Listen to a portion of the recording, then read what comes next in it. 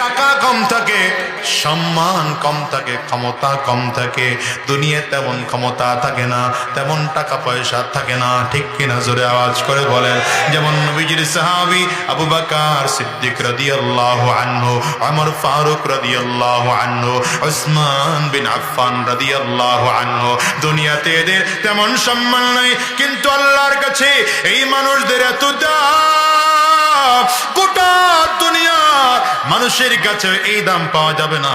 রাসূলুল্লাহ সাল্লাল্লাহু আলাইহি ওয়াসাল্লাম বলেন, নবী হযরত বিলাল হাবশী রাদিয়াল্লাহু আনহুকে ডেকে বলেন, এরে বিলাল, কিয়ামতের ময়দানে আমি নবীকে ডাকাবে জান্নাতের গেটটা খুলে দেওয়ার জন্য, কারণ আমি নবীর হাতে জান্নাতের গেটের চাবি কাঠি থাকবে। পয়গম্বর বলেন, আমি আমার হাতের চাবিটা দিয়ে যখন জান্নাতের গেটটা খুলে দেব, আমার আগে কোন নবীরা জান্নাতে ঢোকার পারমিশন পাবে না। সবার আগে আমি নবী মুহাম্মদুর রাসূলুল্লাহ সাল্লাল্লাহু আলাইহি ওয়াসাল্লাম জান্নাতের মধ্যে ঢুকবো। আমার পরে সব নবীরা জান্নাতের মধ্যে ঢুকবে।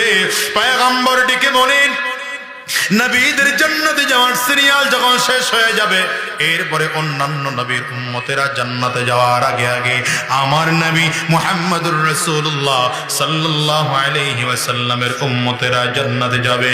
কিন্তু পয়গম্বর বলেন, সবার আগে আমি নবী যেই সওয়ারিতে আরোহণ করে জান্নাতের মধ্যে ঢুকবো, সেই সওয়ারির লাগাম ধরে ধরে তুমি বিলাল আমার আগে জান্নাতে যাইবা।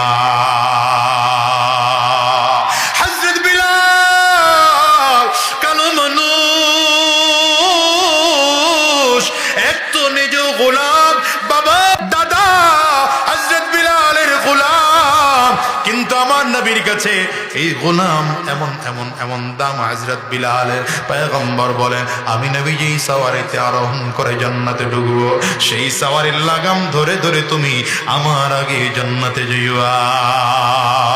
এই দুনিয়ার মুসলমানেরা, পয়গম্বর আরবি সাহাবায়ে কেরামদের সামনে দাঁড়ায় একদিন বলেন, ইন্নী লা আরাফু রাজুলান বিইসমিহি ওয়া বিইসমি আবিহি ওয়া উম্মিহি লা ইয়াতি বাবাম মিন আবওয়াবিল জান্নাহ ফায়ুকালু লাহু মারহাবান মারহাবা। পয়গম্বর বলেন, আমি এমন একজন লোকের নাম জানি, তার বাবার নামটাও জানি, তার মায়ের নামটাও জানি, বংশ পরিচয় আমি নবী ভালো করে জানি। এই লোকটা যখন কিয়ামতের ময়দানে জান্নাতের গেট দিয়ে ঢুকতে থাকবে, জান্নাতের 8টা দরজা একসাথে খুলে ফেরেশতারা লাল গালিচা বিছাইয়া কাতার করে দাঁড়ায় যাবে।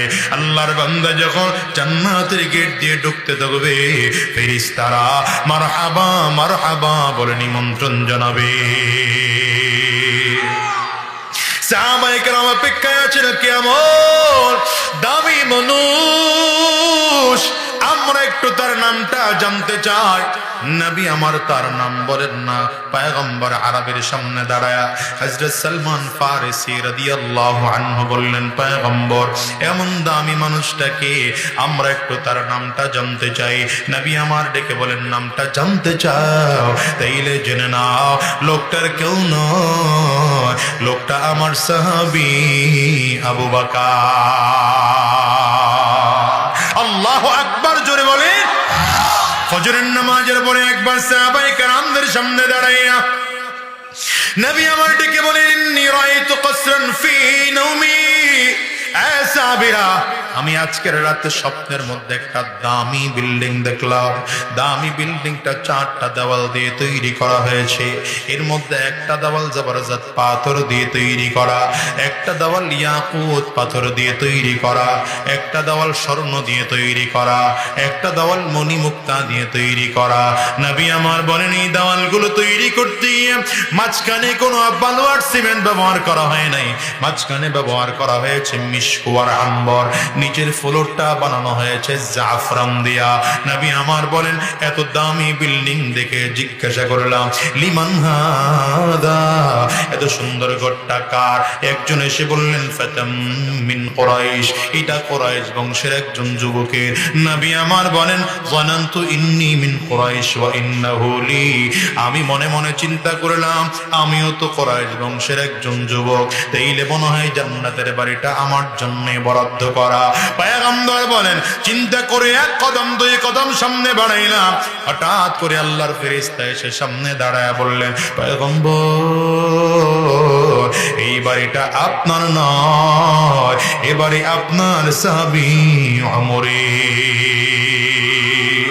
নবী আমার ডেকে বলেন, ওসমান ইন্না লিকুল্লি নাবিয়্যিন রাফীকুন ফিল জান্নাহ ওয়া আনতা রাফীকি ফিল জান্নাহ।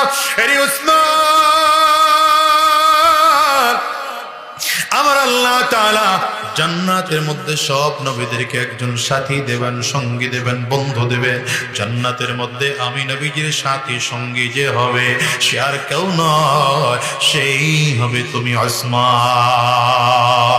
নবীজি ডেকে বলেন, আরে আলী, জান্নাতের মধ্যে আমার বাড়িটা যেখানে হবে, আমার বাড়ির বরাবর সামনেই হবে তোমার বাড়ি। হযরত আলী রাদিয়াল্লাহু আনহু বলেন, পয়গম্বর আমার বাড়িটা আপনার বাড়ির সামনে হবে না পেছনে হবে, আমার সেটা জানার বেশি প্রয়োজন না, আমার বেশি জানার দরকার নবীজি।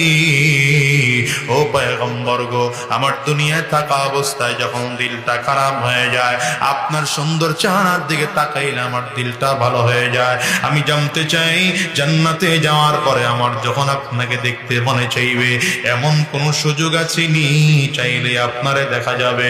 নবী আমার ডেকে বলেন, আলী রে, জান্নাতের মধ্যে আল্লাহ তাআলা তোমার বাড়িটাকে এমন সুন্দর করে সিটিং আর ফিটিং করে দিবে, জানালার পর্দাগুলো সরাইবা, দরজার পর্দাগুলো সরাইবা, সরায় দিতে দেরি হয়, আমি নবীর চেহারা দেখতে দেরি হবে না।